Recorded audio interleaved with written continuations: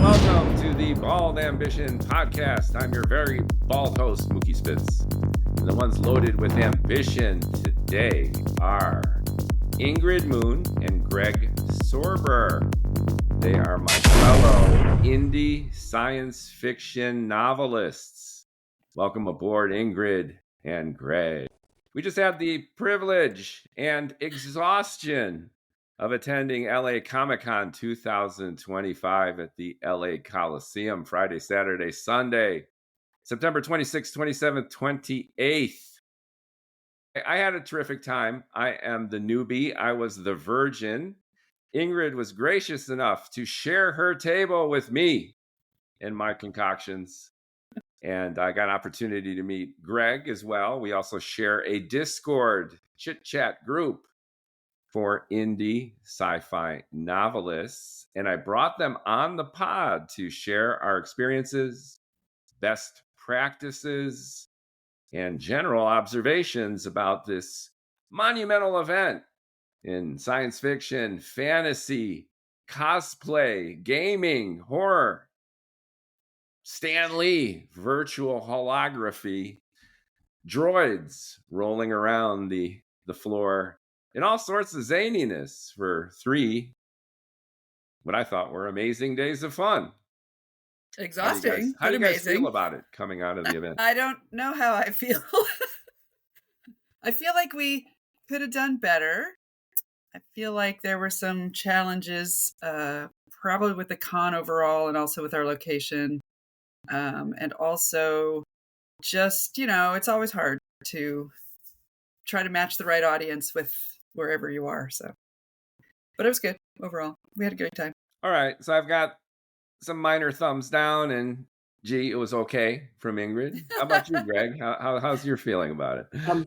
I had a good time. I always have a good time when I go to these shows, and I try to make the best of it no matter what happens. And so I always try to use every show, good or bad, as a learning experience.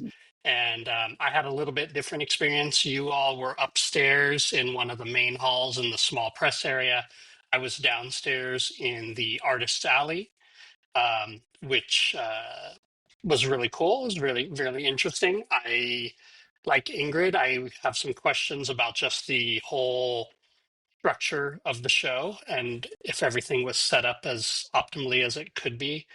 But for us, I know it's always just we have to adapt to the situation and do what we can to do that. My overall impression with LA Comic-Con was that it was big, huge. It's the biggest show I've been to before. Me too. The biggest one previously was WonderCon, which I have a feeling was maybe about half the size, maybe. I'm not 100% sure. I'll have to look up the stats eventually. But yeah, it was definitely big. And finding the right audience was very, very challenging. Because people go to these things for such different purposes, right? Some go, they want to see, they get photos with their favorite actors. And some go and they want to get, signatures on their toys. And some go and they want to buy toys or whatever. And some are looking for comic books. And so I think books are sometimes a little bit of a kind of a extra thing. And so, people aren't going there to buy books. So unless you're my husband, he only does that. Yeah. I mean, I'm the newbie and I got the feeling too that it was a sprawl.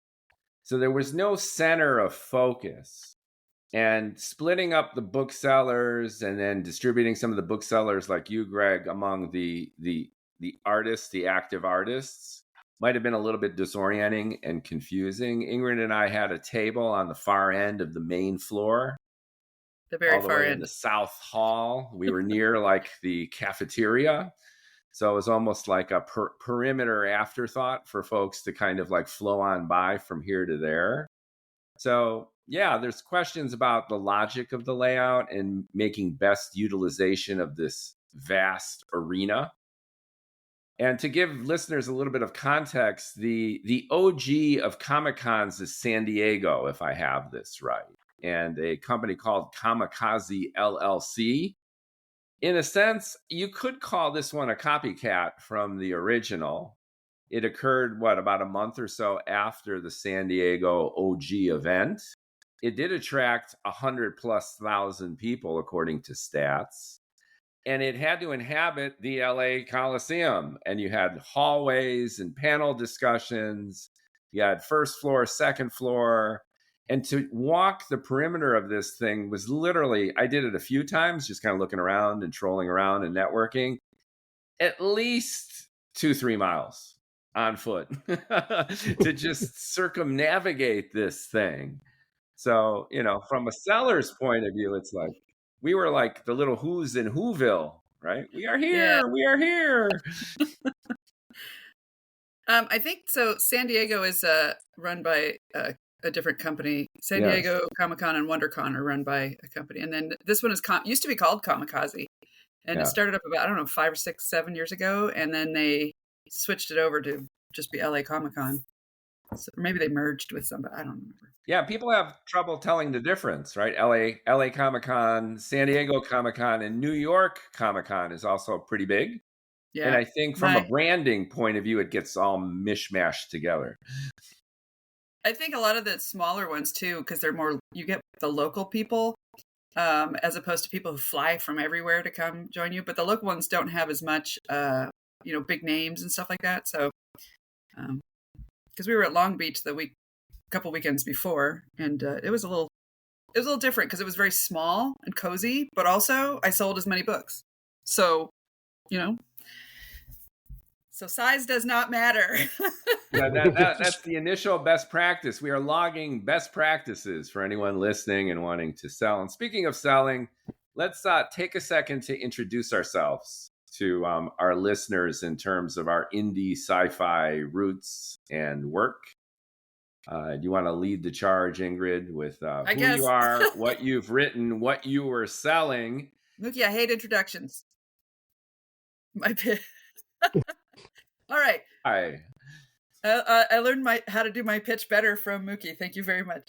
So I'm the author of 4 science fiction novels with some fantasy in the works. And the 2 main books are The Biohunter, which is Hunger Games meets Fallout. So got some hunting going on in there. And then the other one is The Handler's Gambit, which is my award-winning debut novel, which is... what did we say that? Oh, that's Ender's Game meets The Expanse. So 100%. But I wheeled in a few middle-aged men. And that's a weird thing because normally I get a lot of women to stop at my table, probably because I'm a woman, right? Maybe, or I don't know. But I don't feel like my stuff should appeal more to women. But some women like science fiction too, just like me. Right. So the Ender's Game, parallel there, and me and my bald head waving at the spectrumy men walking by. Well, I think you did a good job I think you did a better job than me selling Biohunter. So probably because you're bald, and they were just like, oh, there's a bald dude selling books. No, I'm just kidding. Yeah, and I tend to be garrulous, in a social setting. I might be the introverted, reclusive writer, sitting here scheming with my multiverse book. But when it comes to a social setting, I just love to bloviate. And it was a great opportunity to help sell your book. And it was my appreciation to you for inviting me. So I had a terrific time overall, even if I was kind of tired. So yeah. So how about you, Greg? Tell us about your mechanical future. Yeah. So my name is Greg Sorber. I've been writing for about 6 years as of this month, and I currently have 5 books out. The 5th book, which is the last book of my series, came out last week. So it was kind of fun having a launch week and Comic-Con all wrapped up together. And so my series is kind of space opera. I like to call it Transformers meets Braveheart. It's called mayhem. That sounds good. And so, so if you liked Robotech or Voltron or Transformers, this series is right up your alley. Great. I think that's a terrific intro because just like Ingrid was mentioning, people need a frame of reference, especially when they're coming to you from scratch.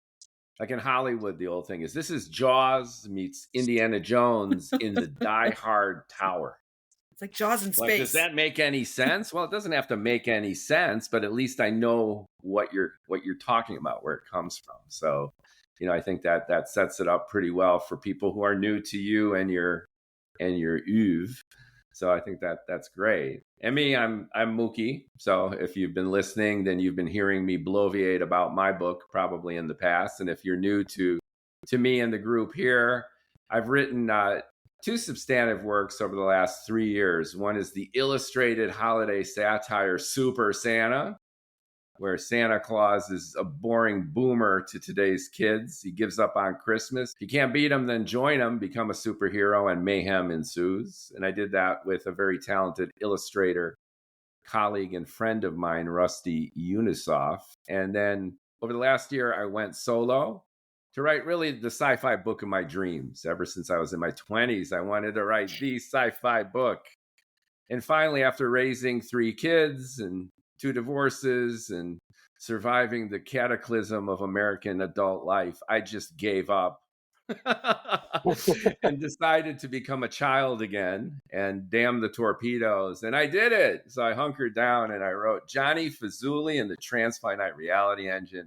It's my pride and joy. And Ingrid was generous enough to give me half of her table to hawk it live and to see how people might respond to it. So from my virginal vantage point, both in terms of Comic-Cons, barking my own books, I just had a great time. I had no benchmark, right? You guys are more seasoned. Right. You've been to a number of these, so you guys could nitpick, find things that were good and things that really annoyed the hell out of you. I was like, oh my God, a stormtrooper just walked by. That is pretty cool. Like, yeah, there's another stormtrooper, whatever. Yeah. And my one observation, though, of this community overall is I got zero shade, no politics, and minimal attitude, even from people who were annoyed that I was pitching my books and Ingrid's. So people were walking by in streams. It was kind of like being at a busy airport on acid. Everyone was dressed weird and kind of acting funny. It was kind of campy, fetishy, the whole environment. But at the same time, it was kind, it was inclusive, it was diverse in background. You had Black people, white people, Latin people, old people, young people, male people, in-between people. Nobody cared. Everyone was into the moment. They were into dressing up. And frankly, a lot of the people were there to buy cool shit. Some people beeline to you, Ingrid, because I saw you had fans come to you. Have friends. And yeah, and you have people who are like, I have $50 and I'm going to buy shit. And I had this general feeling of inclusion and welcomeness and freakiness and fun. And that's really the top line emotion that I walked away with from this event.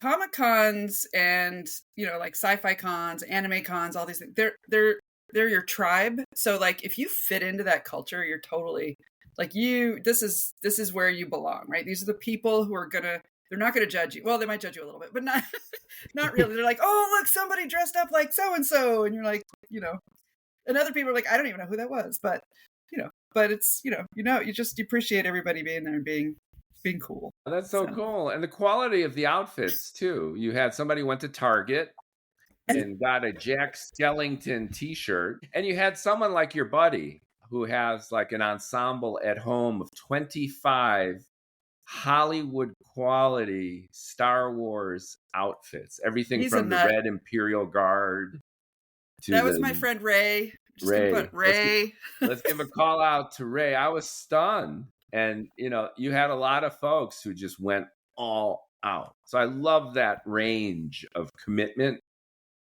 and creativity. How about you, Greg? Well, you're down in Artist Row. You had slightly different perspective. Yeah. So obviously I love the cons. The reason I started going to the bigger cons too is because I would be going anyways. And so coming as an artist or a writer, small press, whichever fits me for that particular show, is a lot of fun. I usually bring at least one of my 2 sons, if not both of them, along to help out, and sometimes my wife. So for us, it's kind of usually a family affair. This time I only had one son for part of the show, and he was more into the cosplay thing too. And so he'll work with me at the booth for a little bit whenever I need a break or if I get busy, and then he goes off and does his own thing and has fun. So that's pretty good. And both my sons and my wife enjoy the heck out of all these things, and so we're fans of all the different franchises in anime and stuff. So for us, it's a kind of a fun, and yeah, as Ingrid said, it's kind of our people. We may not, have everything lined up politically or morally or ethically or whatever, but it's all fun when we go to have the shows. So that's really good. Everybody's there to have a good time, and so yeah, so that was really good. Down at Artist Alley, we had our own little small press section. I don't know. I don't think it was intentional. I think it was unintentional. But I had a group of four. They were basically either under or unemployed VFX artists that had become writers, and so they were sharing a table and hawking their books, and so that they were right across from me. And if one of their books didn't fit the reader, they would direct them over to me. So that was very much appreciated, and I would do the same thing for them. And then right next to me, I had a lady selling it was kind of futuristic fantasy, so it was kind of good. Her presentation leaned a little bit more to what looked like a romantic angle, although she said there wasn't as much romance as people thought in her books. And so, but the way she displayed everything, it looked really, really good. And so having the three of us together was kind of cool. And then there was another fantasy author a couple tables away, so we kind of had our own little small press section. I think the downside where we were in Artist Alley, I think there were two downsides. One, I don't think people were directed down to Artist Alley, and if you were a new con goer, you didn't know to look for an Artist Alley, you might not see it or get to it. Veteran con goers always know, oh, you got to check out Artist Alley because that's where some of the really cool stuff is. But then there was also the photo ops with a lot of the big name actors like David Tennant and Billy Piper, and all the big name people were down there. I think Daredevil and Kingpin were there also.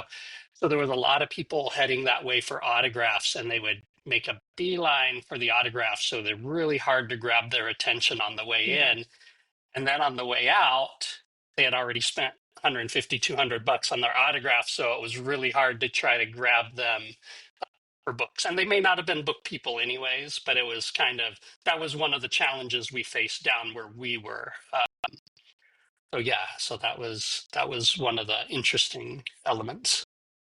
Speaking of family, my own son, I have a 19-year-old, and he brought his girlfriend. And I thought that was sweet that they came to represent.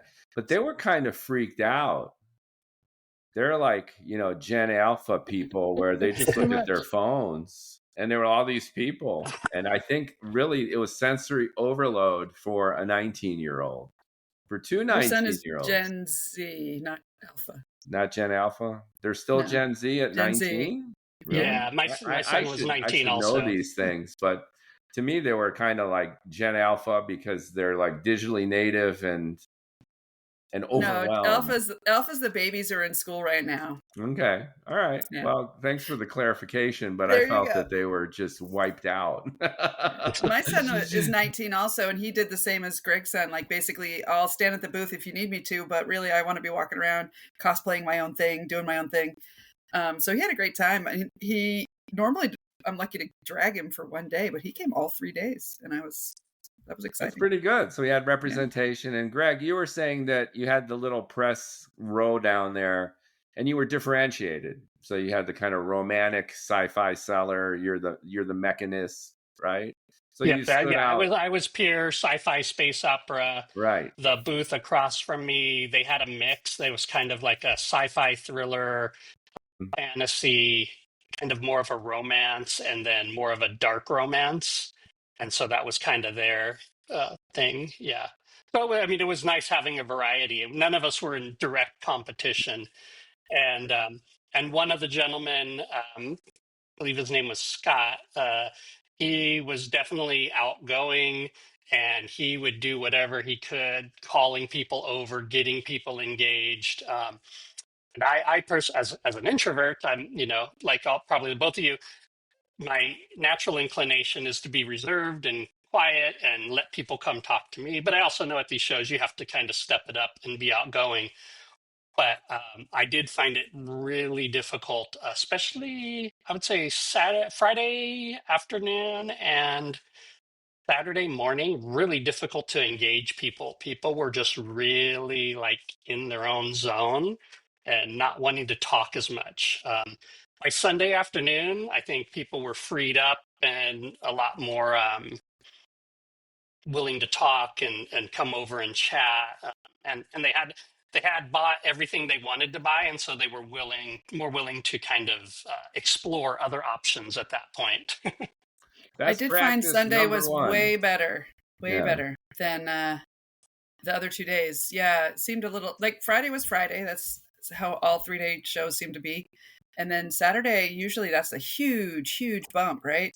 Maybe it's because they had all the signatures downstairs and the photo ops and whatever. But I don't know. It was the slowest day of the 3 days. And then Sunday picked right up and everybody was buying stuff and enjoying themselves. So I mean, everybody enjoyed themselves the whole time, but I think that might be one of the downsides of a bigger show is everybody wants to check the show out to make sure, because funds are limited and they want to make sure they really get the thing that they came for first. And then if they have extra money, I know I did have one person, he came and talked to me every day.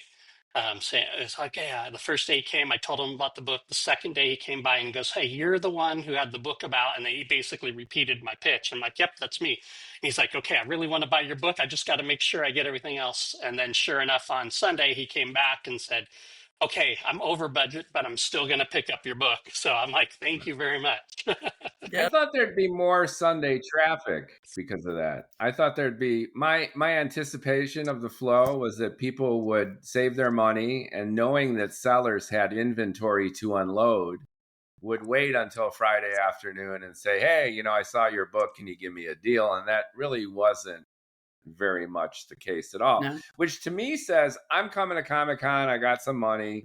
And I'm going to enjoy the process of shopping and buying and talking to artists and writers. And it's not so much about saving money here. It's just about the experience itself more than anything else. And that brings up best practice number 1, as you were saying that, which is get attention.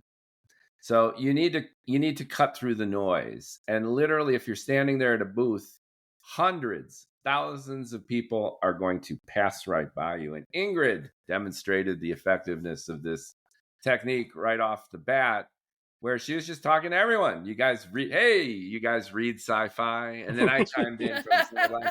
And if you don't, now's the time to start. You need to flag them down. You need to engage. And I saw this time and time again, proven by Ingrid's skill in selling her stuff. And then I picked that up too, which is someone could be completely indifferent, not even notice you're there. You're just washing into the backdrop. You engage them personally, you make a connection, and all of a sudden their eyes light up. This artist at Comic-Con is giving me attention. I might have just paid $50, $100 for an autograph from Daredevil, stood in line for 3 hours, but this person is actually coming up to me. They have content, and let's talk. And I saw Ingrid time and time again just make a conversion from nothing. They would have walked right by our little sci-fi area. Not even glanced over. And no, not a thought in the world. Zero probability in the multiverse of anything happening. And literally, you fish them in, you engage them, and then a conversion, a sale, literally comes from nothing. And I think that's... But you also get a lot of them where you'll talk for 10 minutes, 5 sales walk by, and you don't get a sale from that one. And you're like, well, I just lost 6 sales. And that's why tag teaming was good for us, because while you were engaging one person, I said, hey, it's Fallout meets Hunger Games. That is great when you can have 2 people at the booth. That way, if you're signing something or engaged with one person, somebody else can grab the other person. I know the Right. one thing I look for is I try to look for their eye contact as they're walking by, Hmm. but sometimes that's hard. Don't necessarily always like to yell and grab them, especially like Hmm. when in this case I had another person across from us and I didn't want to be like Mm, dueling Hmm. people back and forth. So, but one thing I do notice because my artwork is, I think, pretty decent on my covers. And so a lot of times I'll catch their eyes looking Hmm. at the art and they'll be turning their heads back as they keep walking. And that's when I know that's the time I like to go in. Like, Uh-huh. hey, do you like what you see? Do that's you read warm. space Yep. That's a opera? Yep. Do warm you like lead. Transformers? And I have another thing. Yep. I have a Voltron toy that's really nice and shiny, and I have that on display on my table, and I use that as not that my books are directly inspired by Voltron, but it's kind of the same vibe, and it gets kind of the audience I'm looking for. If they recognize Voltron, that's usually a good sign they might be interested in my books. And so Yeah. it stops a lot of people, even if they're not interested in reading, they will stop and talk about that. And then sometimes it does lead into a more deeper conversation about books and reading and then sci-fi. And then that's another way to hook them in. Yeah, everyone's got their own unique style. Your style is a little bit more passive, and you're looking for a more qualified lead. And I think Ingrid and I were like, we had, I think, the benefit too that we had our own little sci-fi press area Yes. in Yep. isolation. So there weren't Yeah, too we didn't have many to compete with direct anybody. competitors near us. So we could be, this is the sci-fi HQ. You got sci-fi, here's where Yeah. sci-fi indie novel writing and sharing is happening. So that was kind of our initial pitch. And, it worked. The first sale that I got for my Fazuli saga, inclusive of Ingrid's works, I think this one guy who was walking, shambling like a zombie. He was impervious to any stimuli whatsoever, let alone us. And I called out the usual pitch, and for every 20, 30, 40 people who would walk right by without any acknowledgement, he, for some reason, just mechanically turned Hmm. toward us. He came to me, and Ingrid was involved in another sale at the time. And I started doing the Ender's Game buzz, and he got interested in that. He picked up Ingrid's book. He was making a move. Then his eyes wandered to mine, and I managed selling both to him. Wow. So we got a Nice. dual sale from someone who had literally zero buying signs up to the point where he actually reached in his wallet and bought a couple. So I think, again, that's best practice number one. Pitch according to your natural inclination and your natural Yeah. style. But at the same time, you got to engage one way or 100%. another at these live Yes. events. You Yes. can't just Yeah. expect people to come to you based on the grandeur of your own content and display. It's just not going to happen Right. for you. I think that's best practice numero uno. What was interesting is, so on Friday I didn't have my signage up at all, right? You had your sign down, your Fazuli sign down at the bottom, which got people's attention, right? But for the most part, there wasn't a lot of sign. There was my big banner in the back with my spaceship. And I felt like, okay, the way people are walking in this direction and moving in this particular flow around our booth, I need to have more stuff facing that way and not so much kind of spread out around the whole table. And so we shifted everything on Saturday so that we had both sides had kind of the similar looks. And no matter what direction you came from, you could see the books, the covers, how beautiful they were. And I think that helped a lot. So nobody looked at my signage. That was kind of the weird thing. And I have people of color on my signage too. And I thought, there's so many people of color here. Maybe they'll see themselves in one of these characters. Maybe that'll draw I felt like no eyes really, people would glance at it and then just keep going. But I felt like the covers are what really drew people's attention. And I know my covers are very bright and beautiful. And so I know that they attract attention. And yours was white with the purple on it, which was so unique, especially in that clutter. So it was a nice place for your eye to drift to, right? So I think that was huge. I would probably not do as much signage. Right. Again. Two best practices there, just to summarize, and then I'll pass the mic to Greg. Best practice number one is layout. So in summary, when we started on Friday, Ingrid had, imagine a 90-degree corner angle, and Ingrid had one side and I had another. And the problem with that is people were shuffling in both directions and they didn't get the totality of everything we had to offer. So Ingrid's great idea was to combine us on each side. And the best practice is their layout and display is critically important for selling as a to-do. And the other one is covers. I couldn't agree more. I saw people just magnetically drawn to your content based solely on covers. And they wanted to touch the books. And I could tell they were instantly visualizing their bookshelf at home with their favorite sci-fi stuff. Wouldn't this look cool on my shelf? This was pre-pitch. I don't know what the hell this book is about. I don't know what it's like, but the cover rocks. And this can't be under emphasized for selling content in a live setting. Yeah. And I also learned over many, many, many of these all year, having your books right in the front on the edge of your table, stacked up. People pick them up, they look at them, layout, even if they don't listen to what you're saying, right? So I learned that was a very important awesome. Make thing. It a visual and tactile experience. Make it an experience for people. What about you, Greg? I've always everything I've ever been taught or learned about books is, people say don't judge a book by a cover, but that's 100% false. Every single person judges a book by a cover, which is why I'm kind of dismayed at the state of fantasy and science fiction book covers these days, because they're all, not that there's anything wrong with text-based, because you have a text-based cover, but it looks great, right? But for me, fantasy and sci-fi should just be jump out and grab you, have that spaceship, have that robot, have the characters, something just to grab you. And so that's kind of what I did, is I maybe went a little overboard for a starting author when I got my covers, maybe paid a little too much for them, but they look great and I'll be able to use them, I think, for years to come before I ever have to recover them. One thing I do notice is that Ingrid has glossy covers, which I think look beautiful.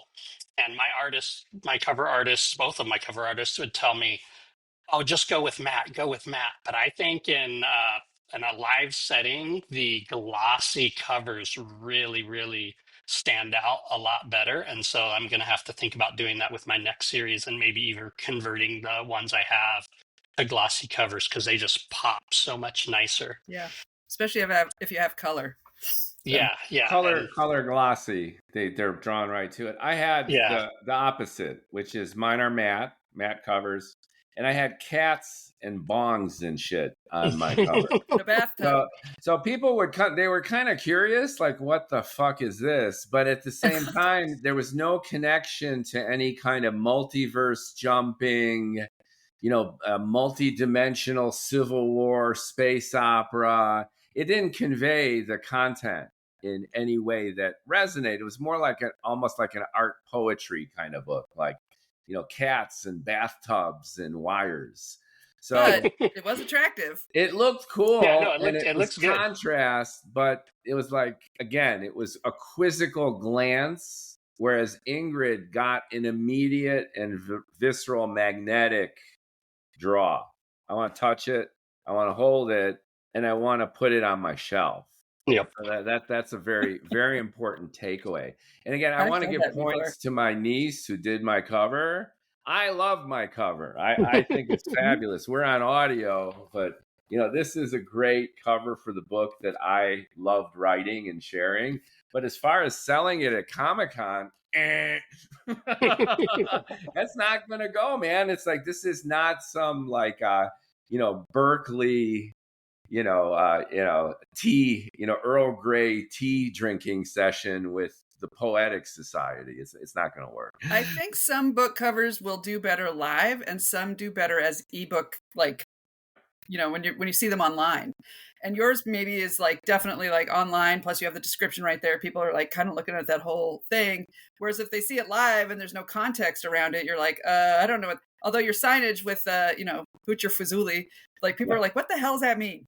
Yeah. So, Yeah, that was a at great least you got call that out too. engagement. Come here to hooch your fazuli, right? People are like, Do you want what? your fazuli hooched? Come on here to Sci-Fi HQ. Sounds so dirty. Yeah, that's a little It is naughty. dirty, but It was a little naughty, and people are like kind of wondering if they could hooch their fazuli with me and Ingrid. just you. It's all right. We've laid out a few really good best practices, which is get attention, lay out the table in a way that's organic and engaging so they come up and they want to touch and interact. And also covers for artists. You can't, if you're going to spend money on your book, it's even more important than editing because most people aren't even going to read it. If you want to sell your book, get a cover that pops. So those the are number of three. people who buy it and never read it. And that's fine. I don't care. Which was part of my point to you in terms of pitching, because, you know, you could pitch the story hoping that that'll get them in. But even if, you know, if they tell you they love space operas and your book really isn't about space operas, there's probably elements in your book which is space operatic. And not to lead the witness, right? Or sell something you're not actually able to deliver on. But it's all really a matter of interpretation, right? I mean, there's even a little bit of romance in your book, right, Greg? I mean, the machines. Yeah, I mean, it's hints of it. There's definitely characters have pasts with each other, and there are some subtle hints at relationships, and there is even I don't know, I'd say one of the deeper romance. There is actually a deep romance between two robot characters that's kind of a central theme that runs throughout the story. And, you know, it starts one way in book one, and then you have something that happens. And then by the end of book five, that's kind of a driving force for some of the subplots. So obviously I don't want to spoil it, but yeah, there's definitely some romance in there. And it's not like key, it's more about the action and everything. But there's definitely a little bit of a line there that people can latch onto. And personally, it's some of the little romantic touches that I did add are some of my favorite things that I put in the books. And so they definitely, I think, hit really well. Best practice number 4, listen and ask questions. Ingrid was great at this. So someone would come up and, hey, you read science fiction? And if they said no, then I would chime in like, you know, I'd photobomb her from behind and goes, today's the day that you start. But if she would get the affirmative, which is actually a majority of the time because it is a Comic-Con, hey, do you like science fiction? I'll go, yeah. And then she would draw them in by asking what kind of science fiction. Because we had such a variety at the table. Right. And regardless of what they liked, you could kind of spin your own book to fit it. Because if you're a good writer and it's literary, it's going to have romance. It's going to have conflict. It's going to have drama. Romance. Right? I have zero romance in either book. Or either in the series or the book. Zero. Anyway, there's going to be human emotion. So when you know, one of the themes of this podcast series, you know, Bald Ambition, I interview startup founders and people who do everything from FDA compliance to us. And a common theme is selling consultatively. And the art of consultative selling is that you don't just offer what you got, like the used car salesman. Hey, let me sell you this car. It's got an AM, FM radio. It's got leather bucket seats and a 457 Hemi. Boom, you want a test drive? Talk to your customer. Find out what their implicit needs are and what their expectations are. So by asking people what kind of science fiction they like to read and engage with, they are giving you vital information. And instead of trying to sell them something they don't want, you're addressing pain points or needs that they are sharing with you so that you are providing a benefit that they can't wait to purchase. That is the essence of consultative selling. And I saw it in action. Ingrid did an awesome job. I'm sure you were laying it down there, Greg. All year to learn how to do it. But. Yeah. And it's organic, right? You engage with your audience. So I think best practice number 4 is sell consultatively, which is ask questions, get answers, and then noodle your pitch based on who you're talking to. And I think that works in every setting. And I saw it in action with us. And I think that's a key takeaway for anyone who wants to like bark their books amid 120,000 people dressed as everything from Jedi Santa Claus. I saw one of those. To like, people in Bart Simpson t-shirts, and funny hats. So I thought that was terrific. And I'll introduce best practice number 5, which is very tactical. And I got this from Greg. So when Greg came to visit us, I'm like, thanks for visiting. And we have our Discord thread where we share our indie sci-fi adventures with each other. So this is my first time meeting Greg in person. I said, hey, Greg, welcome. And I gave you a copy of my Fazuli book, which is You're a Partner in Crime. Let's get to know each other. And here's my book. And I signed it for you. But I left a key thing out, which you taught me after I came down to visit you. And you reciprocated by offering me your first in the series. Like, hey, Spitz, Mookie, you gave me your book. I'm going to give you mine. And you signed it. And you not only signed it by Mookie, enjoy my mech series, but you signed LA Comic-Con 2025. Now, this is a minor thing, but I think it's so smart. You are turning it into a memento from a major event. People are spending hundreds, if not thousands of dollars to go to this event. And it is a milestone. It's like a landmark in their life of being a cosplay sci-fi fantasy weirdo. they remember all this stuff, right? So when they're on their books, they look at their bookshelf or they share the book. What did you get at Comic-Con? I got this. And then years later, they flip through the book. It's like, here's my signed copy. So when you're on the New York Times bestseller list, I go, I knew Greg when he was down at Artists Row. and look, you open up the book and it's got its time and place stamp. So I wanted to share that as a key best. I didn't even think of that. Never occurred to me either. When I saw it when I was looking in, because the book was there, and I opened the thing and I saw your signature, and I was like, damn, what a really important thing here. That's a winning best practice. I just want to sign and get it out. Here, take my book. Give me I'm not sure when I started that, but I think at one point I was just, I would put to so-and-so, and then I would just put, I don't like just signing. I want to leave some. So I try to put, like, I have a certain quote that I put in each book, depending on which book a person buys. And if they buy all of them, it takes a long time to sign them. But I was like, it's missing something. And so I was like, well, why don't I put it where they got it? And it's kind of cool because if they do come back at another show, then they'll have one from Pasadena Comic-Con, then they'll have one from WonderCon, then they'll have one from LA Comic-Con, and not only will they know where they got it, and it's a memento, but also I usually write down, if I'm not too busy, I do write down the name of the person, the book. I guess it's kind of like what a doctor does or whatever. I write the name of the person, the book they bought, and which thing. So that way I just remember. And so, usually at the start of each show, I'll kind of just flip through that and just say, okay, so and so, so, so. So that way, too, if I get a repeat buyer, if they say their name, it triggers. Great. It's like your own CRM program. Like, it's like, hey, I remember you, Ingrid has a newsletter, which is awesome. And she had fans coming to visit her, right? And you've got your own fan club, right? So brilliant. Know your customers and then repeat customers, right? The repeat customers are fun. Hey, great. They're really fun. That's really interesting. It's kind of back to your number 4. I had listen to your customer. I had at Pasadena Comic-Con last year, which was in May instead of January because of the fires. Had a young man come up and he started talking to me, and he had this plan for this whole book series and was explaining it in depth, right? It was really like he was talking to me for a long time. And, you nod and smile. I'm like, okay, I'm not sure if this is going to convert into a sale or not, but, I always want to be nice, especially for aspiring writers or aspiring readers, right? I'll give them as much time as they want to talk.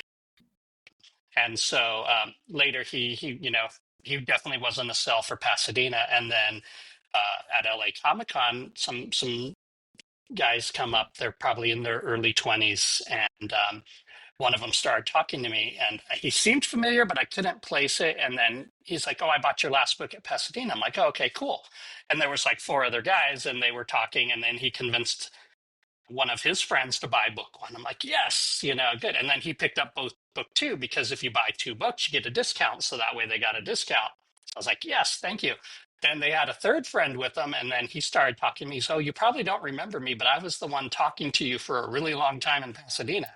So he's like, "I just wanted to apologize. I didn't want to eat up all your time like that." I'm like, no, it's no worry or whatever. He's like, "Okay, well, they both promised to give me their books when you're done, and then I will buy a book at some point." He goes, "I promise."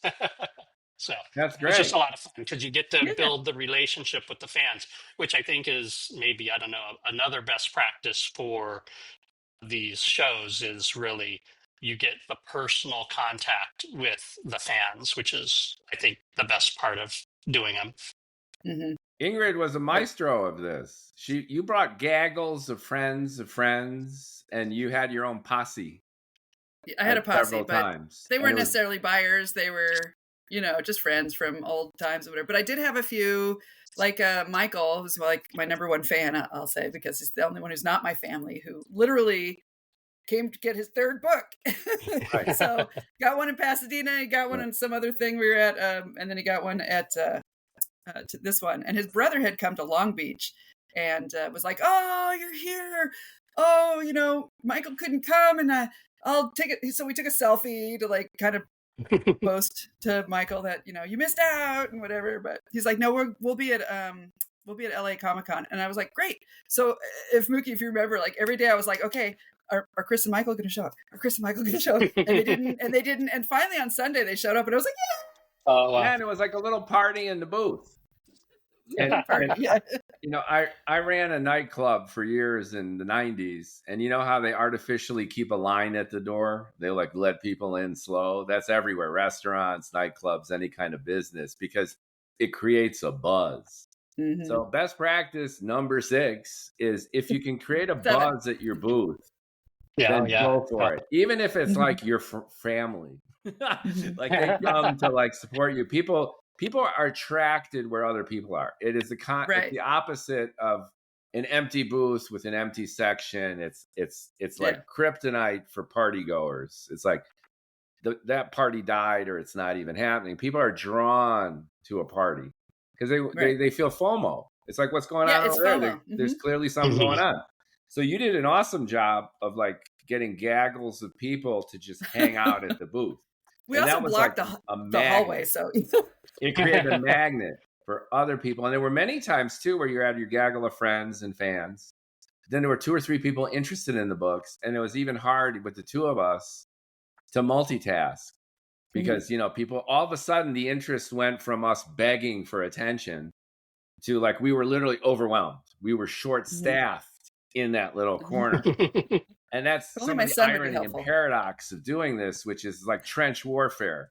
Like you're either bored out of your mind or you're overwhelmed with terror. Yep. It's true. Yeah. And I think best practice 7, if I'm keeping track here, I'll try to bullet these out, is networking. So to me, and what I learned was you can sell books, which is good. And it's an individual transaction. So you're getting your content out there. People are showing interest. They're obviously reciprocating by paying you. So there's money, and we all hope to turn this into some kind of professional venture, right? Like I'm fair to say, not to speak for either one of you or both of you, wouldn't it be great if we could just be indie sci-fi writers professionally full-time? Yes, Yeah. 100%. I mean, that's That would kind be of my a brainer in terms of an aspirational development, and that takes moolah, So short of getting option for a Netflix miniseries, selling books is our ladder in that direction. But along the way, it's not just the individual transaction of book sales. It is connecting with people. So we connected, as we've already described, with, number one, other writers, other artists. And even though other writers might be competitive or, you're kind of quid pro quoing each other in some kind of way, like, rub my back, rub yours when you meet people at the other booth, that kind of thing. You're kind of competing, but kind of not, because, rising tides lift all boats. But at the same time, it's so important to enhance your network with people of like-minded souls, because you're just expanding your reach exponentially with every person you get to know and talk to, even if they're doing the same thing you are. And as an adjunct to that, before I pass the mic back to you guys, I think any and all kind of connections in the industry are vital, because that way you establish these kind of weak bridges, which is the number one way mathematically that you grow a network. That's been shown to be true. So I just got huge value from connecting with other podcasters, sharing cards. This one guy who is the editor of the science fiction anthology of 2022, 2023, 2024, really nice guy. I think he was with Pepperdine University or one of them. He's like, I think by day a professor and by night a cosplay Comic-Con weirdo. Weirdos were normal. He gave me his card, and I have since submitted 2 of my science fiction short stories to be in the anthology of 2026, which is like, why the hell not? Yeah. Right? Nice. So I networked with this guy. He helped me maybe get into a publication. You meet people. Ingrid and I met Anand Gandhi, who is the director writer of Ship of Theseus, an award-winning movie. He's now partnered with Hugo Weaving, Agent Smith, and the Elf King has done the voiceover to your book, The Maya World Building Narrative, on Kickstarter. And he was gracious. He came to our booth. He was all over Ingrid. He was like touching Ingrid's books, and I kind of like moved in there with the Fazul. Here, take this book too. Pay attention to me too. But that was a huge connection, because this guy is out there, and he was trolling around, buying up other people's books as kind of a courtesy. And that's a great connection. So, I pinged him online. I went to his Instagram. I got the book on Kickstarter, and I'm trying to be like, Anand, remember Mookie and the multiverse? And why not, right? It's just a way of making a connection. So how do you guys feel about this other aspect of selling, which is not just selling books, but making connections with our colleagues and making connections with other influencers and decision makers in this world of crazy cosplay creativity? I think that's very important. I think definitely you need to do that. I'm terrible at that. I'm actually, once I got over my fear of selling the books, I haven't gotten over the fear of like networking with people. That's just not something I do very much. Like, obviously, like Greg and I bumped into each other 100 times now. So like, I feel like we're buddies, Yep. But, a couple other people maybe too, but like, I'm terrible at it. So like at Long Beach, I did walk around, and because things were really slow at like some point. I walked around, I talked to a bunch of other people. I got a whole bunch of cards, like, someone's going to help me like get my audiobook onto Audible because they don't like my files, etc. So it was definitely good. Definitely a good thing to do. Didn't get as much of it this time, but I was also exhausted. So I did get an artist though, and an artist is actually making art for one of my characters right now.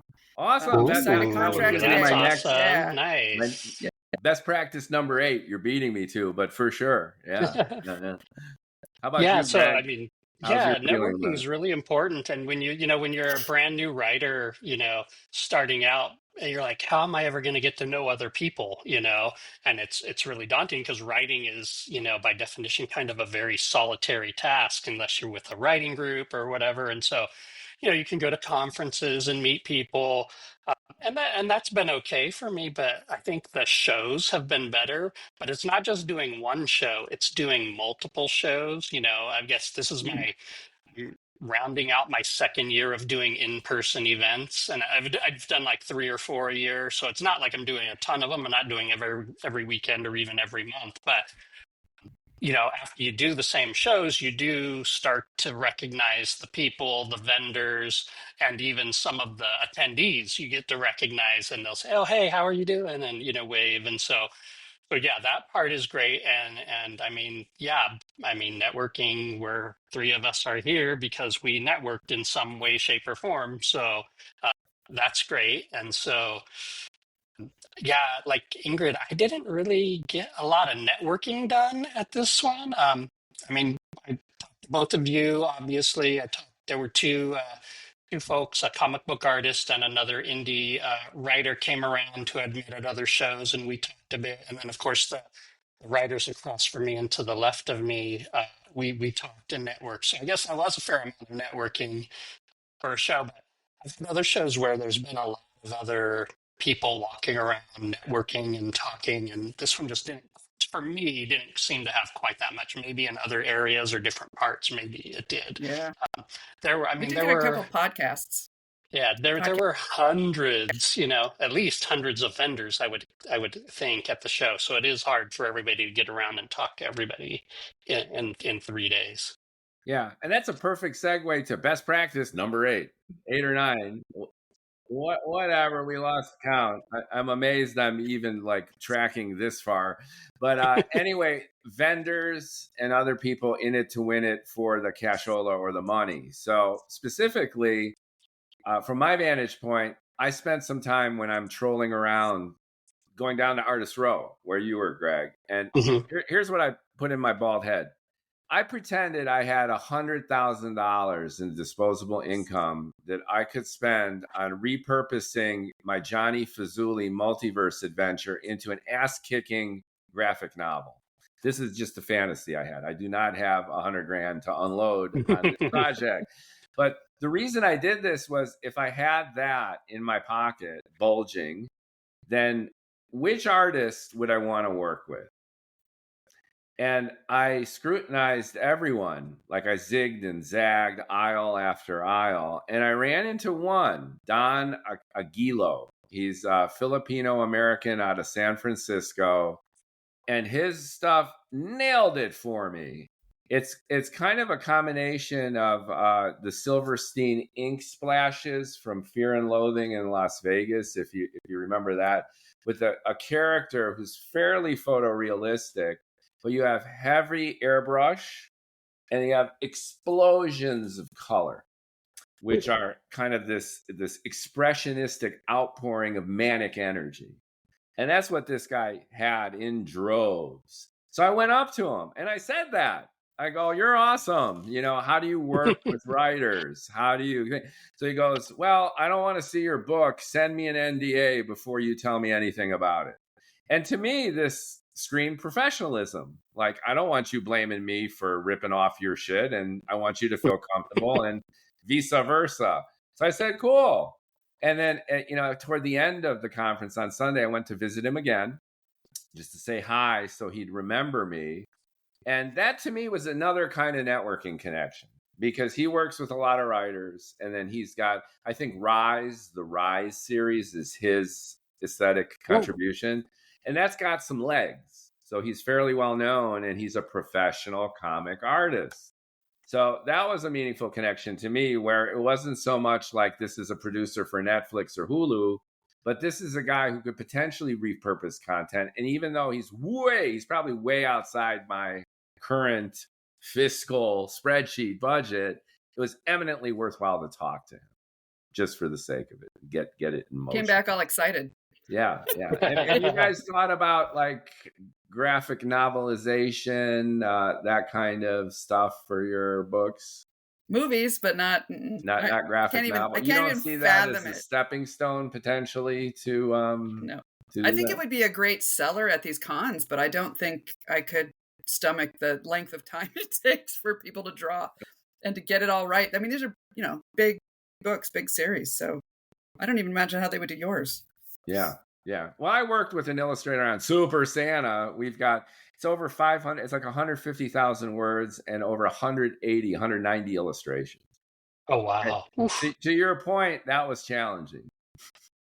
And, and as a result, I found myself on my own with Fazuli.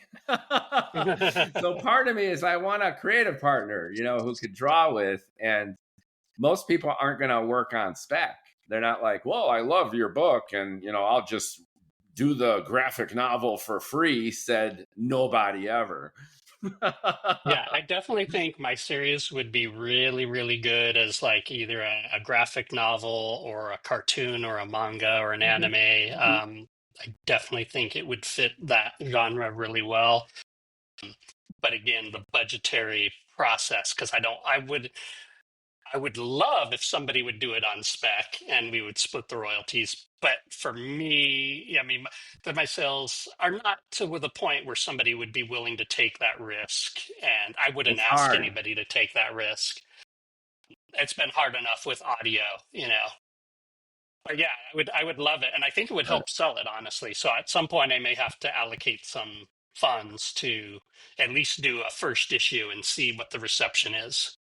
And that's my next segue, which is to ask you guys about AI. So, you know, we write our books, which is tacitly understood. So we didn't GPT our content. But I'm talking now about imagery and content repurposing. Ingrid and I were chit-chatting at our booth, and I used AI for a website, for the Johnny Fazuli Transfinite Reality Engine website, where I literally rendered the main characters and some of the main scenes for a website. And I based the morphology of my anti-hero on a dear friend of mine in Chicago who had passed away. So I kind of kept his spirit. He has Marfan syndrome, which is a genetic ailment that Abraham Lincoln had, abnormally tall and thin, with tons of systemic issues, everything from sleep apnea to, horrible vision, a sunken chest. And I took his face and I put it into DALL-E, and Johnny Fazuli is Tom, my old friend, in his face with a huge bouffant of blonde hair. I got immense emotional satisfaction from bringing Tom back to life. So in the Johnny Fazuli rendering on the website and in the different posts I've made, Tom has come back in his, and it enabled me to be creative. I have the visualization, and I've got visualization of scenes from my book. I have a 4-dimensional general who comes in cross-section, 3-dimensional cross-sections in the book. And I tried to recreate him, and it looks kind of weird, but it helped me visualize that. So I've used AI for that. So I'm just asking you guys in general, what's your feeling about AI for rendering some of our visuals, for potentially repurposing content? And as a last point, I just want to make Sora 2 is coming out it's already out by invitation. It's going to change everything. It's an app, and you could, with prompts within seconds, create custom videos, which are cinematic in quality, about 10, 15 seconds in length. And you could chat with your friends. It's a social network of AI mini reels. It's going to change everything. That's my prediction as a digital guy. Everyone's going to be using AI, and everything's going to be AI visualization. We are content creators. We are storytellers. For us not to dip our toes and eventually dive into this AI stuff, I think is a missed opportunity, because they need us. They need original content. The bots are already regurgitating their own shit. So how do we address this AI challenge and also huge opportunity in a way where we retain our individuality, we tell our own stories, we avoid being blamed for prompting our content, and at the same time, we might even be able, the technology is almost there, folks. I'm telling you, only in a year or two, where you're going to say, here's my book, here's Biohunter, okay? And you pump it into the LLM, and then in a nanosecond, it generates a graphic fucking novel. I think that's going to happen. So how do we address that? How do we deal with it? You want to go, Greg? I have a lot to say, and I don't want to. I'll talk for an hour, and you better talk first. Yeah. So, the world is becoming AI. I mean, in my day job, we are encouraged to use it to some degree to make our lives easier, to automate tasks, to make our jobs easier, less repetitive. So, the world is definitely becoming more and more AI based. There's also a very virulently anti-AI crowd, especially when it comes to art and writing. And so that's a whole nother tightrope to walk. Personally, I've started dabbling with it a little bit. I've always used per writing aid whenever I first started writing. Like back in 2019, people were saying use Pro Writing Aid. It's the best grammar checking software out there.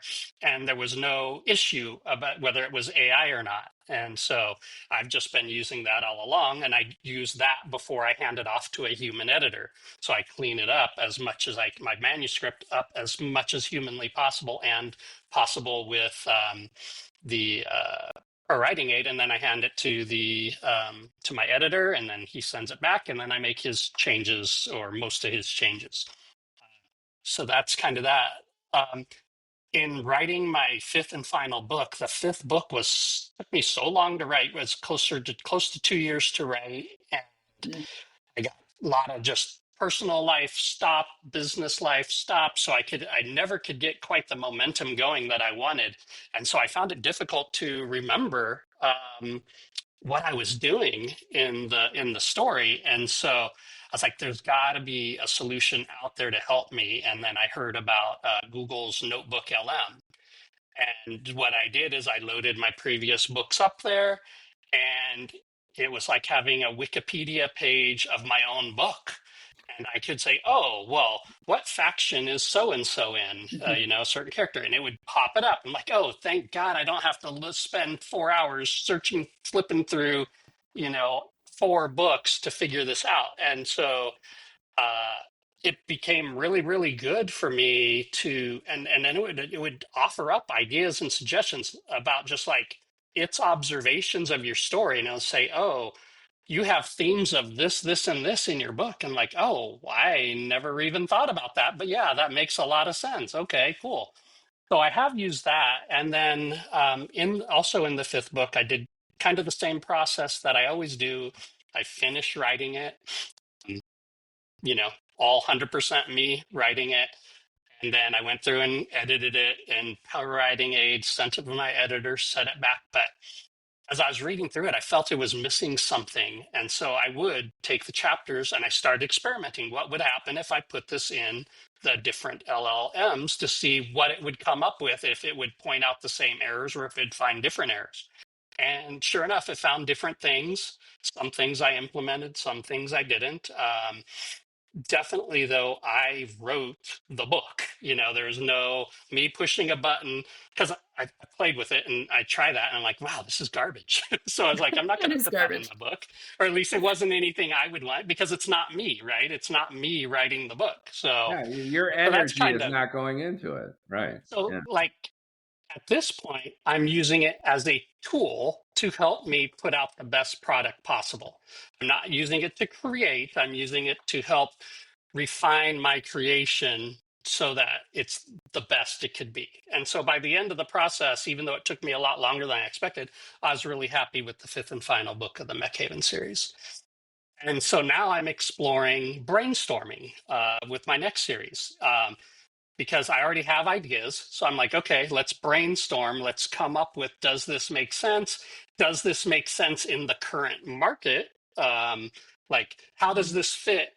How do these ideas fit within the current fantasy market? Does it make sense? And, yes or no. And some information is better than others. And so it's like, okay. And I haven't started writing it yet, but I will probably in November. And so that's good. Now, the interesting things, sorry if I'm taking so long, Ingrid, hopefully I'm hitting on some of the same things you will. Some of the things that I'm looking for now is, and these are where kind of more of the controversy comes in, is I'd really like to get audiobooks out for all my books, but will there be artists that want to take the risk on doing a royalty share? All right. I already have one book, and he's a friend. The narrator's a friend of mine, so he did do a royalty share. But in terms of sales and stuff, it's not knocking anybody's socks off. And so for him to go and do the rest of the series, probably not going to be very likely. So, so would it be better? Well, I mean, I could still try to go get a new narrator, but nobody likes that when that happens. Or do I do some sort of AI reading? There's some really good programs out there. Part of my editing process this last time was I fed my chapters into 11 Labs and had a human-like AI narrator read it to me. And man, it was, I don't want to say life altering, but it was really impressive as to, I was like, I don't even mind listening to this. This is getting pretty good. Within a year, I think you won't be able to distinguish it from a human, or it'll be really, really hard to. And then there's translations, right? So translations I'm hearing are really, really easy with AI. And, you know, we all want to be able to optimize our creative works, our creative properties into, some sort of financially viable product uh, without going into debt, because going $20,000 in debt to get everything published the way you would like to just doesn't seem of like a very good idea. And then, like you were saying, Mookie, with the visualization with the artwork and stuff, I think I would still probably tend to stay with established book cover artists. But for visualizing story elements, or even just something for a website or a newsletter, why the heck not? I'm not going to pay somebody for that anyways. So I don't know. And I have a feeling some of these ethical questions are going to disappear in a year or two. And I think there's already people using everything. My son and I were walking through Hobby Lobby one day, and we noticed that the artwork they were selling in the store was very likely AI generated. So somebody's already profiting off of these images. And so, not because everybody should do it. You should do it, but I don't know. So I'm kind of use AI as a tool, but I'm definitely leaning to eventually using it more creatively. But still don't want it to generate my words. As a writer, that is something I want to reserve for me. Okay, that's all I have to say about it. That was a great overview and Yeah. very earnest. So, I think thanks. you hit It all was of my also points really, comprehensive. too. I just focused on content repurposing for graphic novels and video, and you went into audiobooks, and you went actually into the creative process too, which is terrific. I've been thinking about it a lot lately. I would always rather pay a real person to do my stuff, which is why I'm paying an artist now to do some visualizations of my characters, right? And I've, always paid for my book covers and stuff. So I don't want to be taking anyone's jobs or using quote unquote stolen property, which at this point, I know the AI companies just want us to believe that it's too late. We don't care. Like, why should we care at this point?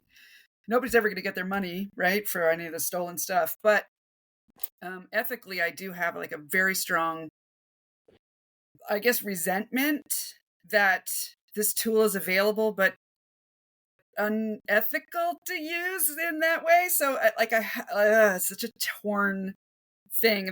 I wouldn't want to take anybody's job away, I guess is really the point. But at the same time, I'm not like a production studio or one of the big 5 publishers. I don't have thousands and thousands of dollars to spend yet, right?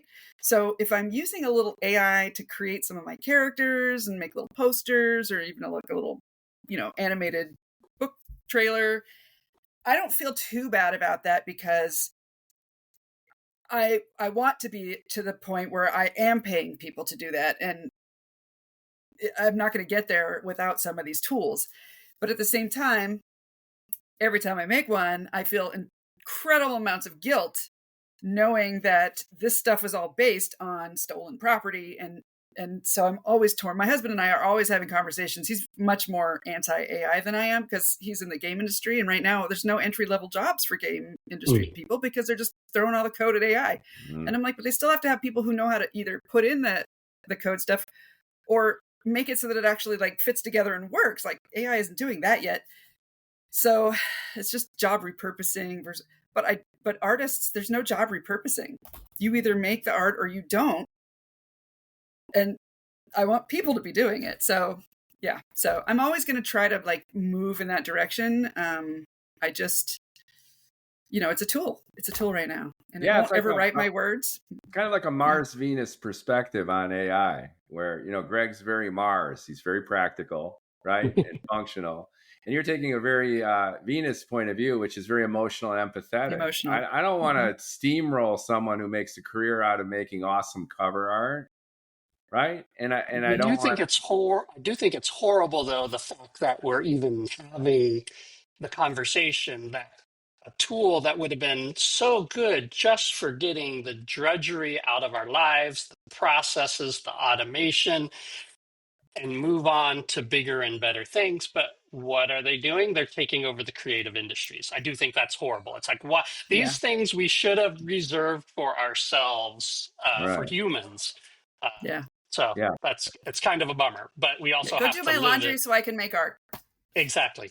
Yeah, I'm 100% aligned with both of you. I'm a Gemini for whatever it means, so I have that duality. I'm able to kind of see both points of view, and essentially they're the same point of view, right? From these different angles: humanistic, functional. And regarding my Fazuli book too, I had my niece do the cover, so that's about as human as it gets. She did it on a tablet, but she hand drew the kitty cats. And there's bongs and cards, and she did the iconography and a little smiley. It's about as human and emotional and as personal as you can get. And that was deliberate. Mm-hmm. Also, my book is written in 3-line sentences, which is bizarre. So when you flip through this book, the first thing a lot of people might conclude is this is machine generated. No one sat there and obsessively wrote and rewrote paragraphs so they fit. But I did that. I honestly did that. I wrote the whole damn book. To follow up, though, on Greg's comment about using the LLMs, I've got hard science in my hard science fiction book. So there's something called the spider's jar, one example. It's a cylinder that's 10 meters by 10 meters and down to the Planck level, Planck second and the Planck meter. It simulates every possible universe with every possible parameter. All of reality that has happened, is happening, and will happen can be simulated within the spider's jar. So to make it realistic in my book, I was like, what's its volume? How many Planck units are in it? And what kind of computational power would be required with the amount of energy it would take to actually generate a 10 by 10 slice of every possible reality? That's a badass idea. That's like Borges' library. It's his Aleph.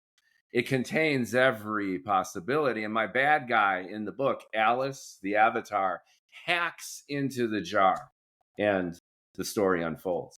So I went to ChatGPT and I asked it a series of iterative questions to answer these.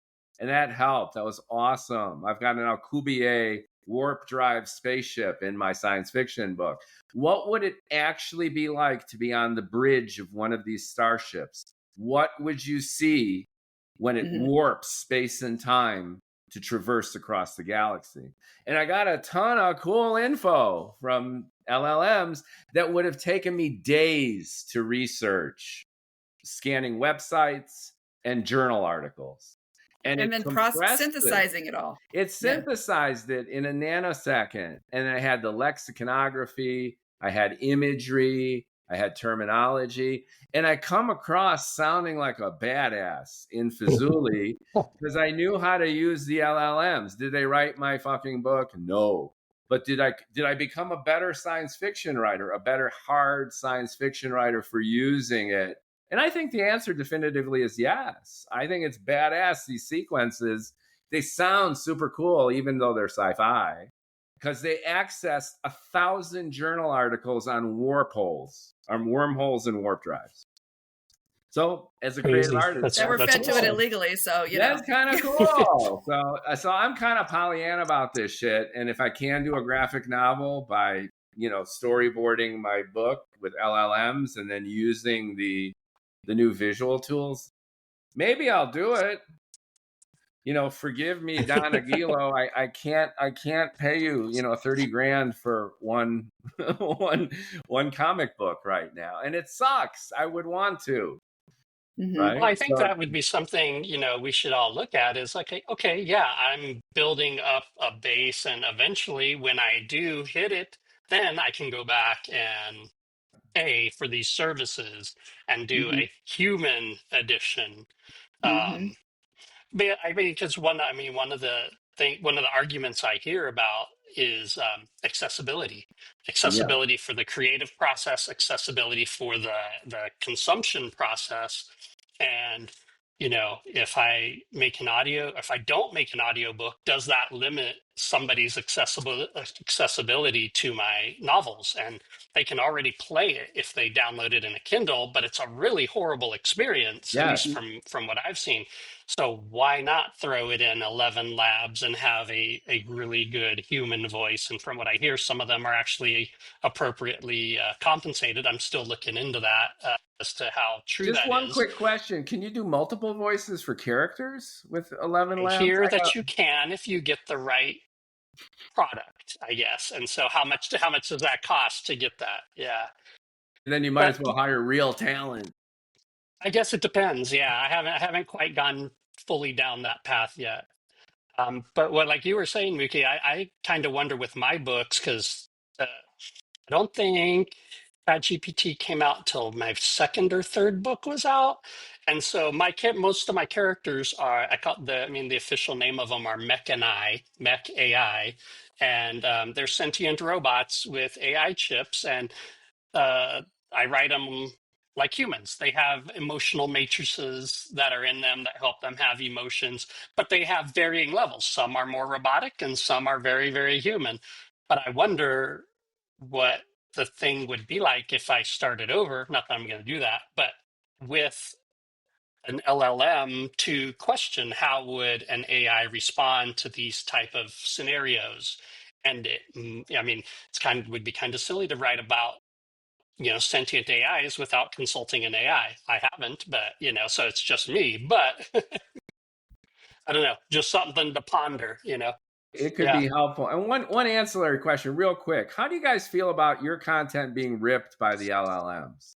So I've been tweeting my book in reverse from Johnny Fazuli on X. Okay, so I set up the CSV file and I got on Publer, and it automatically tweets on the hour. It choked the other day, but I got to fix it. So I'm okay with just letting my novel out there because I figure they're going to rip it anyway. And then I created a project in ChatGPT called LGI1, Lover's Guide 1. That's the first in my series. And I literally took the PDF and I uploaded it into ChatGPT. And the reason I did this was I'm creating essays and reviews of my own book. So in lieu of having a New York Times bestseller and having people review my book and academicians write about it, I have the LLM pursuing themes of love and war and discrimination and misogyny in the LLM, and I'm putting them up on Facebook and I'm sharing it with my friends and I'm putting it up on Medium as blog posts.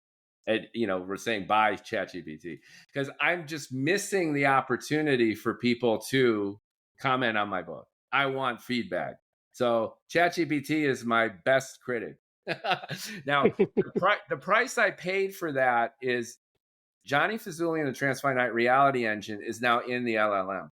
So if somebody goes, write a story about a hustler who creates an advanced science fiction gadget that is a time machine or a thing, my ideas are going right into that response. It's going to pull directly from my book.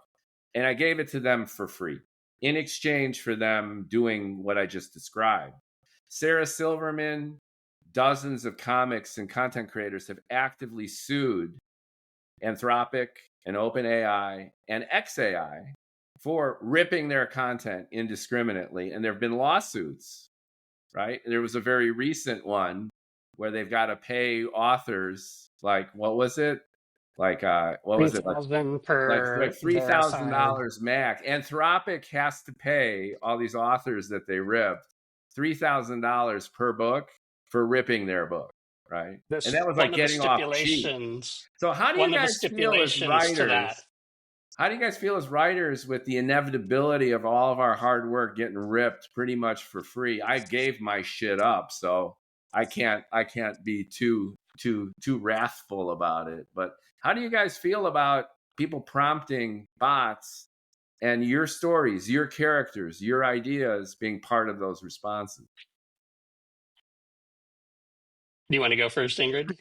No. Why don't you guys say the stipulation real fast? Oh, I was going to say one of the stipulations to that lawsuit is, and this is where India authors are going to get hurt on it, is they had to be copyrighted with the Copyright Office, the U.S. government Copyright Office.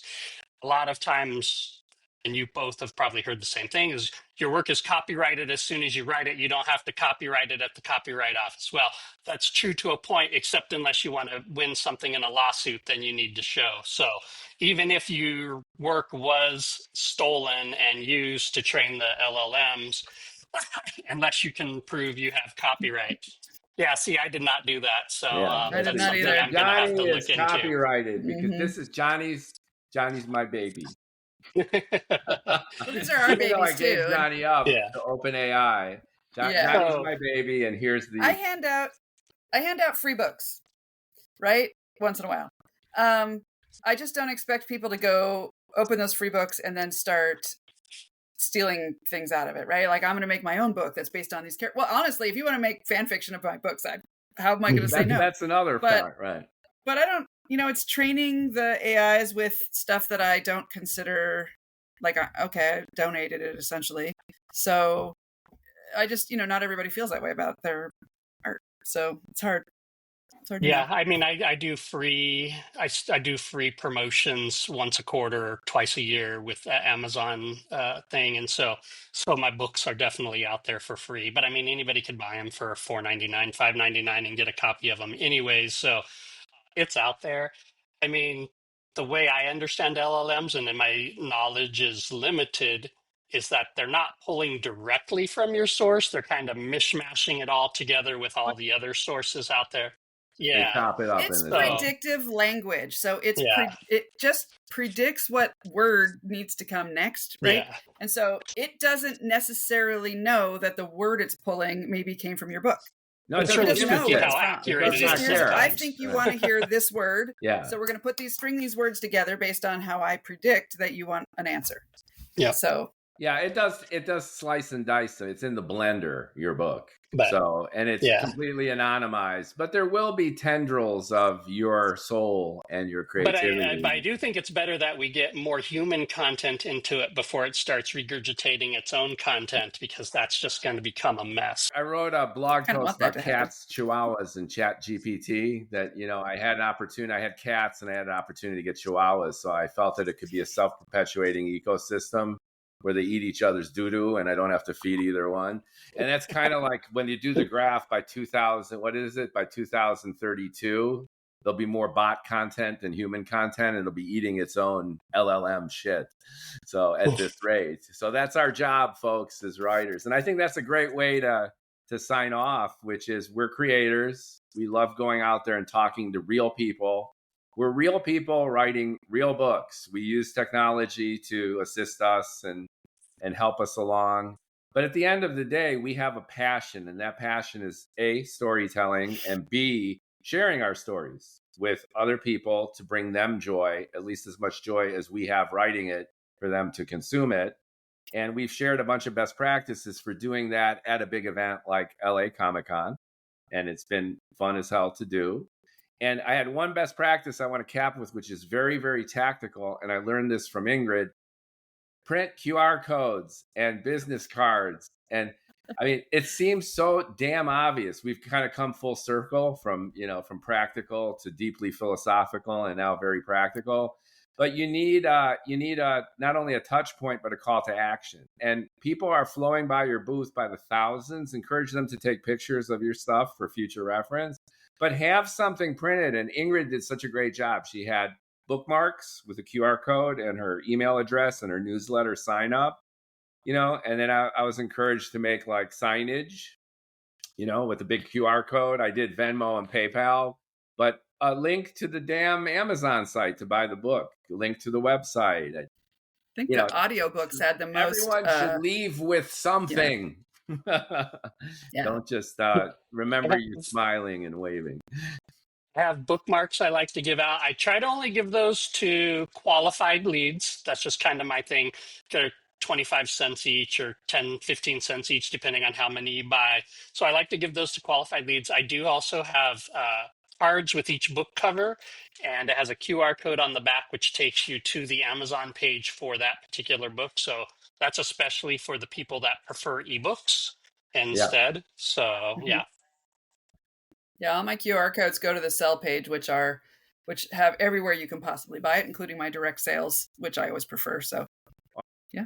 So thank you so much for making time on this Sunday to talk about LA Comic Con, our work, our passion. And like, comment, share. I'll put in links to both the authors and their oeuvre and their resources in the description. And there's also a little link, folks, if you want to contact me directly. And then by way of me, you can contact both authors and see if we can answer your questions, encourage your own creativity. And if you go to the next Comic-Con or whatever, your neighborhood PTA club, you set up a little folding table and you're selling your grandma's memoir, then these best practices will help you out too. And thanks so much for your time, Ingrid and Greg. Thank you. Glad to be here. thank you. Just get out there and have some fun, I guess. Right on. All right. Thanks so much, folks. And let's catch up Thank you at both. our next con. Let's see what we learn.